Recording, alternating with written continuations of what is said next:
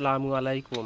যেসব ভাইরা বেকার ঘুরে ঘুরে বেড়াচ্ছেন তাদের বলবো, বেকার সময় পার না করে এইরকম একটা করে সবাই গাড়ি কেনেন, মাড়াই কল এবং টিলার।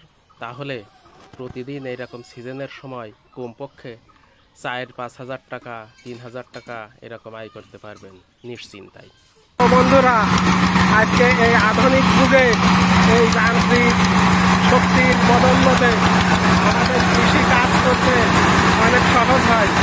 কেননা আগের যুগে বা কিছুদিন আগে এইসবে জল ওনারা গরুর পায়ের নিচে দিয়ে বরণ করতে হতো, তারপরে সেটা হাত দিয়ে উঠিয়ে এই ধান নিতে হতো পরিষ্কার করে।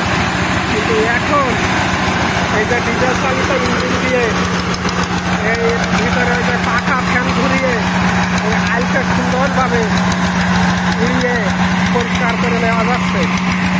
কিন্তু তখন এরকম এত সহজ ছিল না। আজকে যেভাবে এত সহজে এগুলো পরিষ্কার করে নেওয়া যাচ্ছে,